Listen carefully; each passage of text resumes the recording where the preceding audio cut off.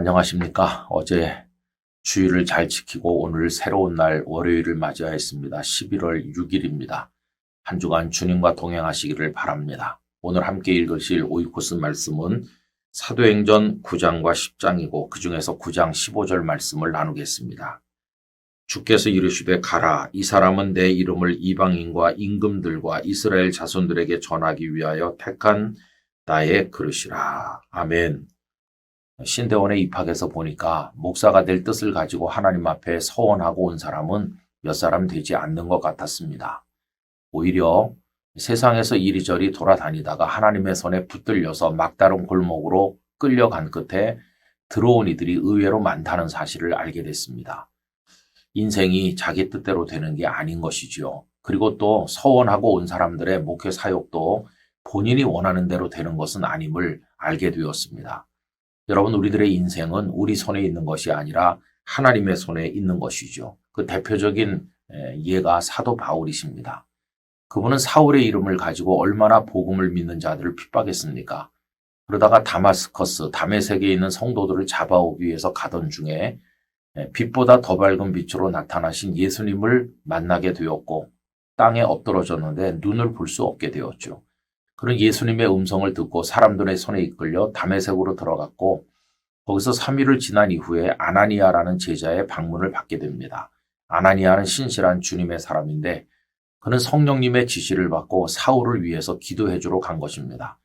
아나니아가 기도했을 때 사울의 눈에서 비늘 같은 것이 떨어지고 다시 보게 되었고 그가 하나님의 사람으로 거듭났습니다. 근데 문제는 아나니아였습니다.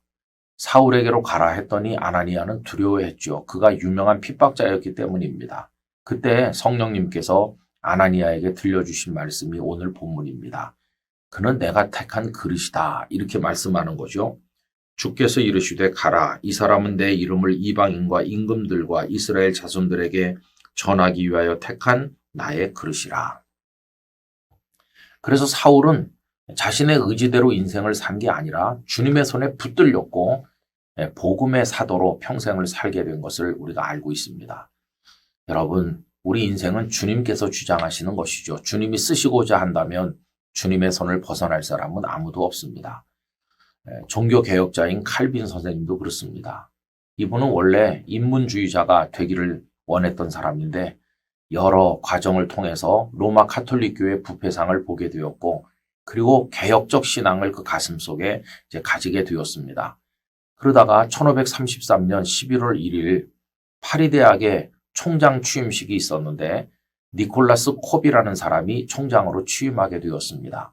이 총장의 취임 연설은 대단히 상징적이고 중요했는데 니콜라스 콥이 총장 취임 연설문을 낭독할 때 장내가 발칵 뒤집어졌습니다. 왜냐하면 캐톨릭의 본산인 파리 대학교를 개혁해야 된다고 하면서 로마 카톨릭 교회의 신앙을 뒤집어야 될 것을 개혁해야 될 것을 역설했기 때문입니다.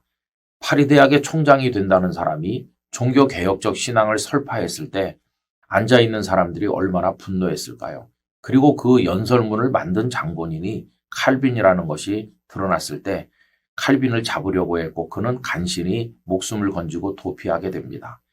그때부터 신분을 숨기고 가명을 사용하기까지 하면서 칼빈의 도피 행렬이 이어지는 가운데 그는 더욱더 개혁신앙의 확신을 가지게 되었죠. 그러다가 그는 어떤 종교든지 자유롭게 인정하던 당시 자유도시인 스트라스부르크로 가서 편안하게 학문을 연구하기를 소망했습니다. 그런데 가다가 제6차 이탈리아 전쟁이 벌어져서 길이 막혔기 때문에 어쩔 수 없이 스트라스부르크로 바로 가질 못하고 우회해서 제네바를 거치게 됩니다. 어떻게 알려졌는지 그가 제네바에 왔다고 하는 소식이 당시 제네바에서 활동하던 파렐이라고 하는 목사님에게 알려졌어요.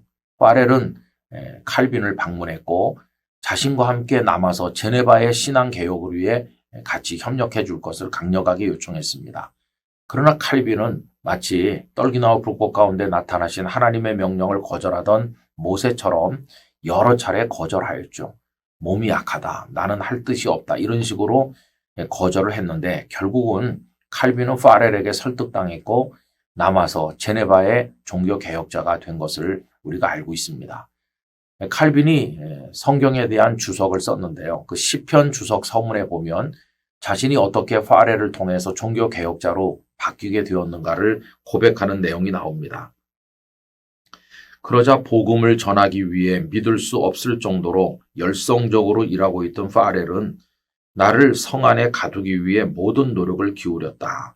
여기 성은 제네바를 말하죠.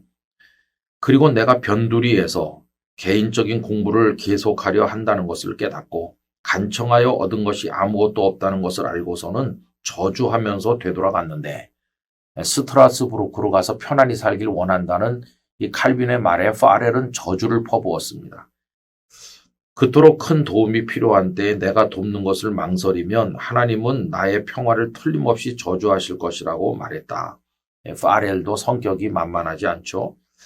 그의 말에 겁을 먹고 나 자신의 소심함과 비겁함을 의식한 뒤 나는 여행을 포기하고 내 신앙을 변호하기 위해 내가 가지고 있는 어떤 재능이라도 사용하고자 하였다. 이 파렐의 아주 강한 태도, 저주까지 하면서 하나님 주신 사명을 감당하도록 요청하는 말에 설득당했어요. 그래서 그는 제네바의 종교개혁자가 되어 그 이후에 무수한 고초를 겪으면서도 이 성경이 증거하는 복음의 진리를 설파하는데 평생을 바친 것입니다. 여러분 이렇게 보면 칼빈의 인생도 그의 뜻대로 된 것이 아니죠. 우리는 기억해야 됩니다. 내 인생의 주인은 나가 아닙니다. 주님이십니다.